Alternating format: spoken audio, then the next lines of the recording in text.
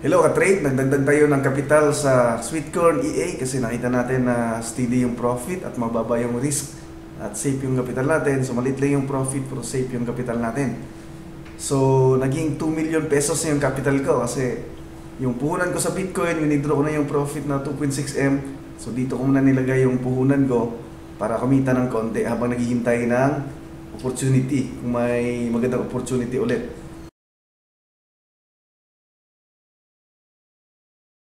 So, kasama natin si Kevin FX kasi siya yung nagtitrade sa Sweetcorn EA. So, pakita namin sa inyo ang Sweetcorn EA, yung record ng Sweetcorn EA kasi halos 1 year na itong nagtitrade. Tapos, yung risk, yung drawdown, tapos kung paano ito gamitin. So, ayan. So, ito yung BPS namin.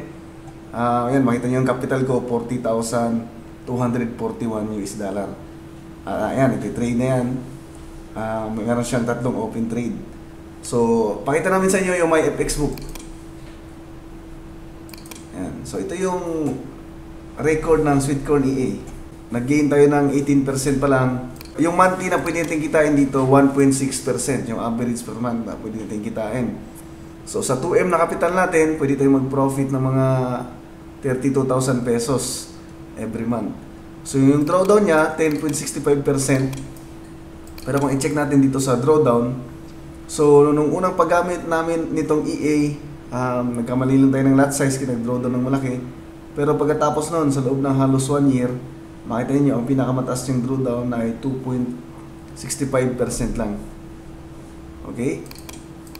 So, kung titingnan natin dito, nagsimula tayo 2023. So, June 2023, so every month may 1.8%, may 2%. Ayan, so nag-average lang siya dyan, nag-average ng 1.6%. 2024, ayan. So, ilang buwan na to? So, pang 1 year ngayong May. Okay? So, ang kagandahan dito sa Sweetcorn EA, yun nga, kung titingnan natin, ang baba ng drawdown at consistent yung profit. Ang importante kasi meron tayong kinikita kahit maliit kasi naman malaki yung kikitain natin pero hindi consistent na malulugi lang din sa susunod na buwan. So ituturo natin ni Kevin FX kung paano ito gamitin. So paano ba gamitin yung Sweetcorn EA? Paano ba makuha yung Sweetcorn EA pag may gustong gumamit? Oo nga pala ka-trade, kung gusto niyo makuha yung EA natin, so mag-chat lang kayo sa aking Facebook account, itong Kevin FX, para mabigyan ko kayo ng file. So, mag-chat lang kayo sa akin, tapos isindan ko kayo ng instruction kung paano ma-access yung file, ano yung mga requirements. So, yung pinaka-importante lang ka-trade, free lang ito, so pwede nyo i-testing ka-trade, so walang problema. Pwede nyo gamitin kahit demo account o kaya live account agad pwede nyo gamitin. Oo. Pwede nyo i-demo ka-trade, so bibigyan ko lang kayo ng registration link pang gusto nyo sa demo or gusto nyo sa live account. May tutorial naman tayo kung paano i-install yung EA, paano i-set up. So, message nyo lang si Kevin para sindan kayo. So ngayon, paano gamitin yung EA? Paano gamitin sa pag-trade? Paano mag-trade? So ganito yung itsura ng EA ka-trade. So sa M50 natin ito ginagamit. So kung anong currency pair siya gamitin. So kahit saan currency pair basta walang high impact news. Kasi ang kailangan natin dito ang gusto kasi natin dito sa EA na yung takbo ng market ay ranging lang para mag-profit tayo. Okay? So, ang una natin gagawin ay titingin muna tayo sa economic calendar. Ayan. So, ituro mo Kevin kung paano tumingin ang news sa economic calendar.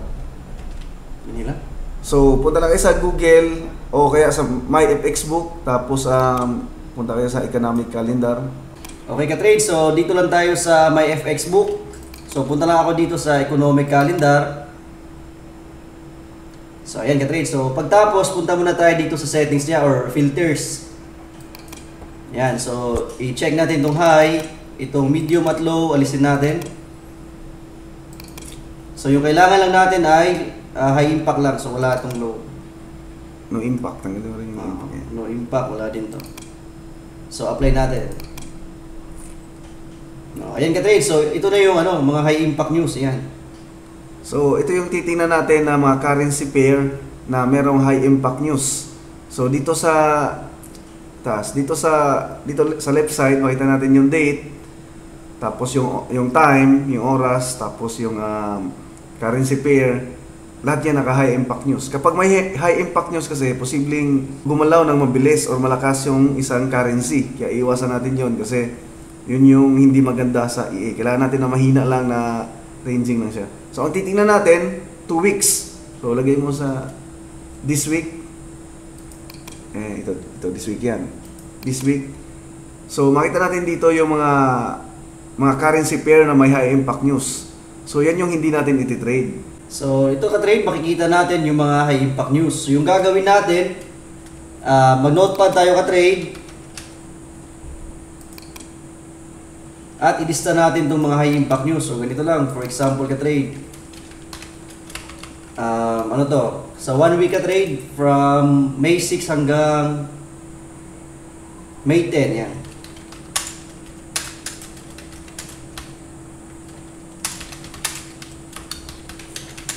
So, kailangan natin ilista yan para alam natin yung mga currency pair na iiwasan natin na hindi natin i-trade. So, ito ka-trade. Tingnan natin itong mga ano. So, alam ni Apple ko. So, euro. So, euro ka-trade yan. Madaming euro. So, bilangin natin kung ilan yung high impact ka-trade sa euro. 1, 2, 3, 4, 5, 6. So, merong 6 na high impact nyo sa euro. Tapos, sa May 7, merong GBP.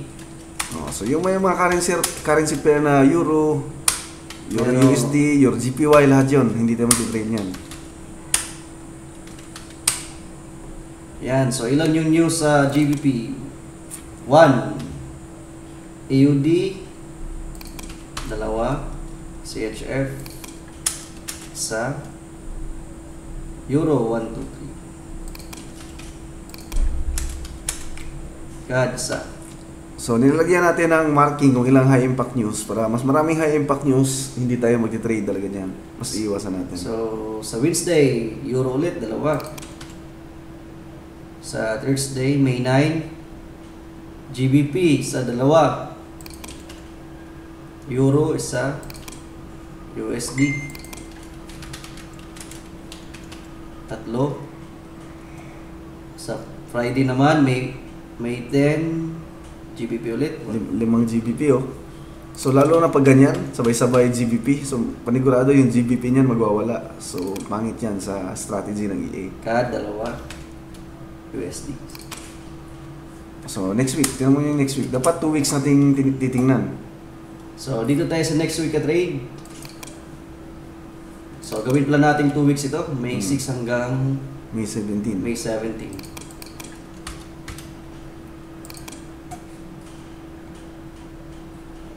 Ito, Monday, AUD, isa. GBP, 2. Euro, isa. USD. Euro, 1. Oh, ang daming USD, oh. Grabe. So, sabay-sabay ba? 11.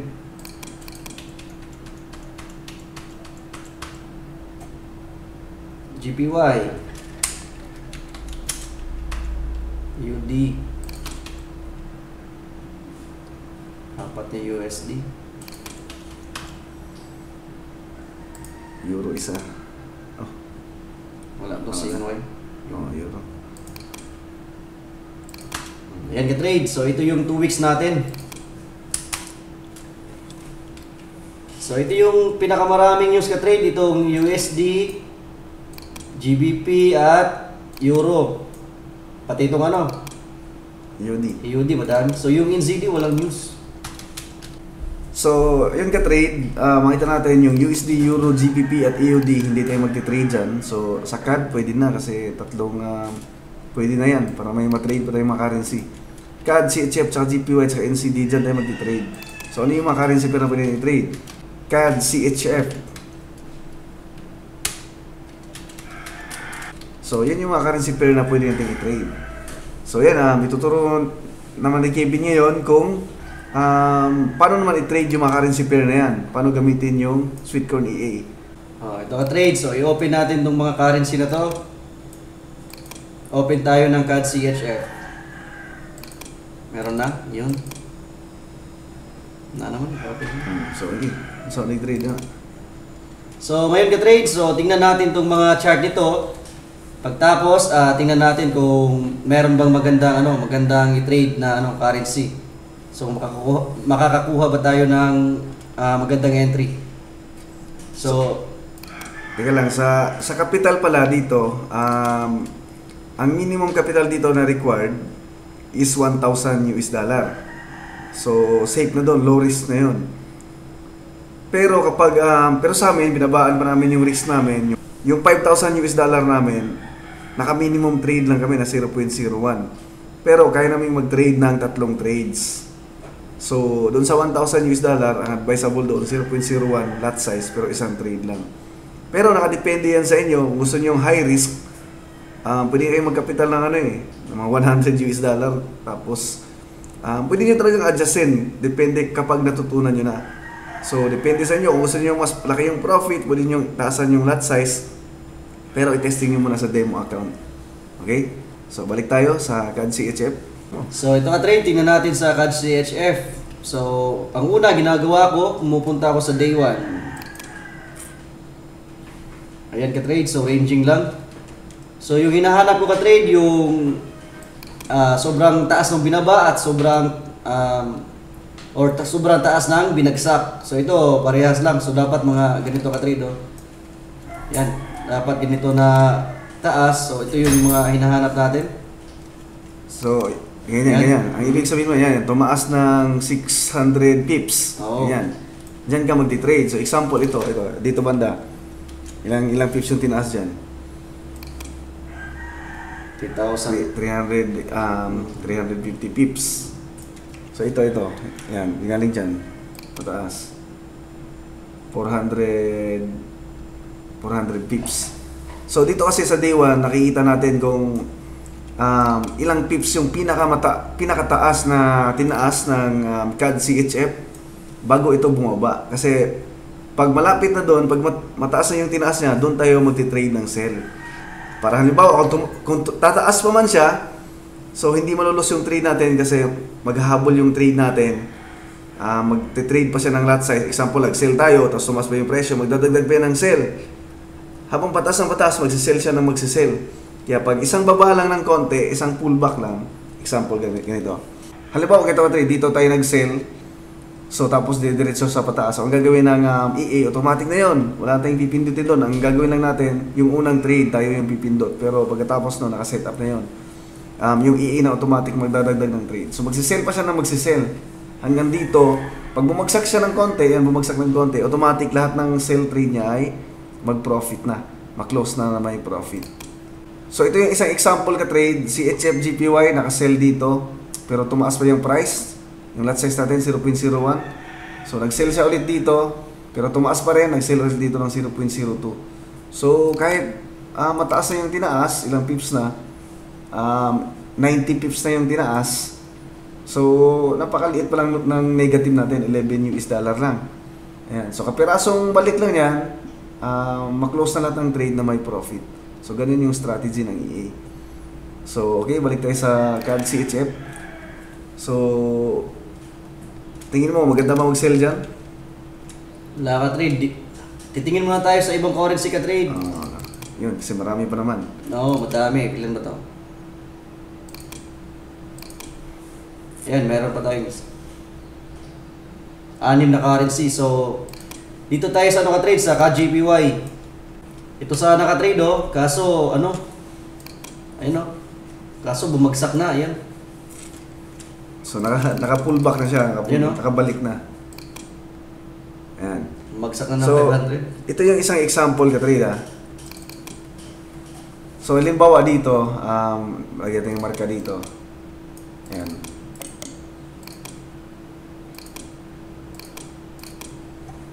Yung isang taas na ito. So marami tayong trades na makuha nito. So ilang araw ito bumagsak? 2, 4, 6. 6 na araw, isang linggong bumabagsak siya. So isang linggong profit din sana tayo sa mga trades na yan. Kasi pag ilipat natin yan sa R1 or M30, M15, so dito mo siya pwedeng gamitan ng mga support and resistance indicator or kahit anong indicator na gamitin niyo. Bumagsak, nag-take profit tayo, tapos tumaas. So sell ulit tayo, take profit ulit, tumaas. So parang ito na yung naging resistance eh. So sell ulit, tumaas, sell ulit, profit na naman. Tapos bumagsak na naman, tapos tumaas, pwede kang mag-sell ulit dito, profit ka. So pwede mo gamitin yung support and resistance indicator. History. Ha? Na history. Sa history ni. Nga tumagyan mo hat. Puro ka GPY, puro GPY. Sige. So tingnan natin yung trade history dito CHF-GPY. So ito yung ginawa ni Kevin, CHF-GPY. So nakaraming profit siya dito. Ayan. So nakaraming trade siya dyan.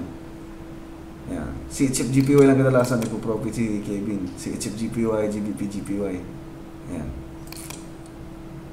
So ganun. Okay? So hanap tayo ibang currency. NZD card naman tayo ka-trade.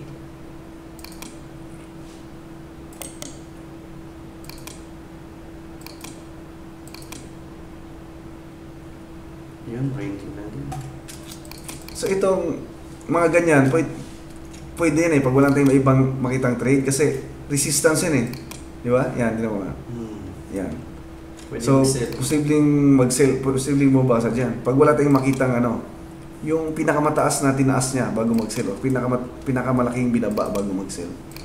So, balikan natin ito ka-trade mamaya. NZD card. Kasi yan, tingnan mo kung ilang pips yung pinakamalaking tinaas niyan. Punta lang kayo sa day 1, tapos yan, liitan nyo para makita nyo kung yung pinakamalaking tinaas. Yan. 1,200 pips. Yan. So, yung mga ganyan na maganda i-trade. Pero pag wala tayong makita ganyan, so pwede na yung sa mga support and resistance. Lipat na tayo sa CHF-GPY. Sige, dyan ka nag-trade. Ba't ka nag-trade dyan? Okay. Ayun. Nakadaming profit ka na pala dyan, di ba? Oo. I-asset na engine. Oo. I-scalp ko kasi dito ka-trade eh. Mm. Yun, tumaas na ulit. Pero yan, ano na to eh, resistance naman ulit oh. Marami na siyang pinopit dyan, kaso naghabol pa siya ng profit. Nag-sell siya, ang baba na ng sell niya sa unang sell niya. Pero sabi sa inyo ka-trade, basta't wala lang news, walang high impact news, walang problema. Safe na yung EE natin. Kasi hindi naman siya gagalaw ng 1,000 pips ng isang, ang iniiwasan kasi natin, yung gagalaw siya ng isang diretsong pataas, tapos 1,000 pips, walang balik-balik. Yun yung pwedeng malugi yung account natin, o pwedeng masunog yung account natin. Kaya dapat iwasan natin yun. Kahit anong strategy yung gagamitin natin, anong indicator yung gagamitin natin, pwede nyo gamitin para makahanap ng entry kung saan kayo magti-trade na currency. Diba? So, ang importante, walang high impact news. Okay? So, yun lang naman eh. So, dito ka-trade sa NZD-CHF. Yun natin. Para makapag-sample tayo ng sell trade or buy trade. Ranging na din siya. Parehas lang NZD. So, isang advice din, example, nag-open ka ng maraming trade. Pag nag-open na kayo sa CHF-GPY, huwag na kayo mag-open ng trade sa ibang currency na CHF. Example, NZD-CHF, maganda mag-sell dito eh. Kasi mo, nagre-ranging, support ng resistance. Lipat mo sa M15. Yun. Pwede to, pwede. Yan. Kasi yung take profit ng EA kasi, 10 pips lang, no? 10 pips So, lang. sukatin mo yan kung hanggang saan yung 10 pips. Pag nag-sell tayo dito, Hindi pasok na pasok yung Dito trade na lang, yan. Di ba? Pasok na pasok yung trade na yan. Pwede kang mag-sell ka. So, may trade na tayo sa CHF-GPY. So, bawal na yung CHF. So, magandang mag-trade. check natin itong pang last, NZD-ZPY. Ayan.